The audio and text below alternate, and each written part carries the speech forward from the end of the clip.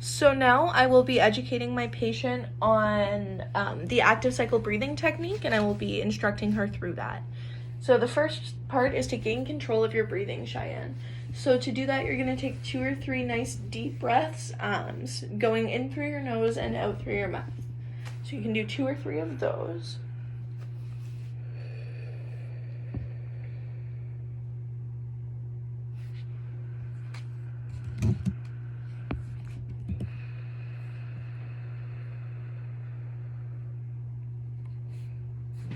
Perfect.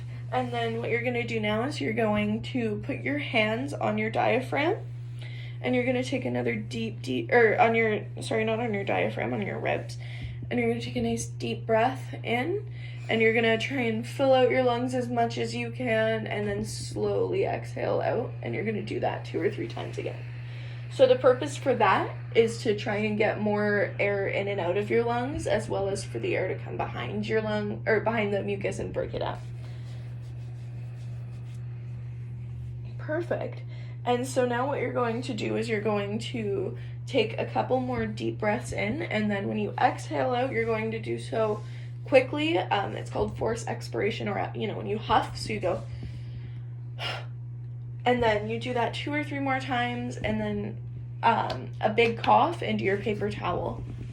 And so that should be beneficial for breaking up the mucus and give you a good way to spit it out.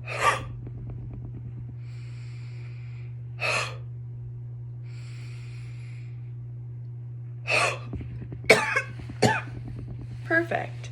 Thank you so much. Okay, so now I'm going to teach my patient how to do diaphragmatic breathing. So Cheyenne, to start off, I'm going to ask that you put one hand on your chest, and then one hand, put it on your abdomen, on your stomach, but go a little bit higher, kind of close to your chest. Perfect.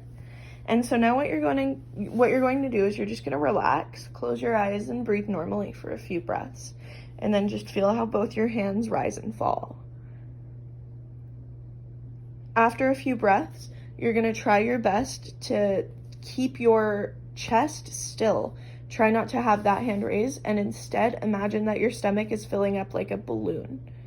And then just slowly let that fill in and out.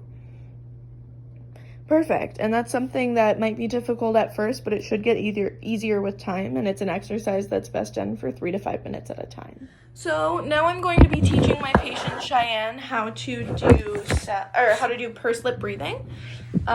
So I wrote down the steps on the board for Cheyenne.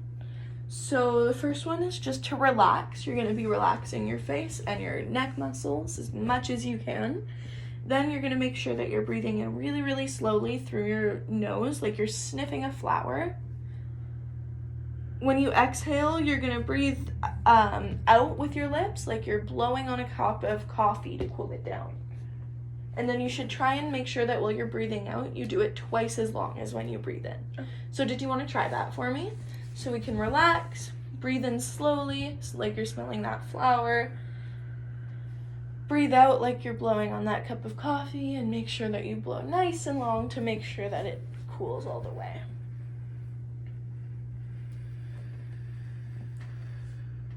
That's awesome. So you can utilize that technique whenever you feel shortness of breath, and it's going to help you feel some relief from that. So now I'm going to be helping my patient to cough and huff independently. So to start off, Cheyenne, just make sure that you're leaning a little bit forward. You want to make sure that your chest is nice and open. And you're going to breathe in very slowly through your nose to start off. And then on the exhale, you're going to give 2 or 3 coughs and huffs. And you can force them as much as you want. And 2 or 3, and then you're going to do it again. So you can try that. Good. Now try that again, and then try and give it another huff and then a cough as well. Perfect. And one more time, making sure that you're still breathing in nice and slow.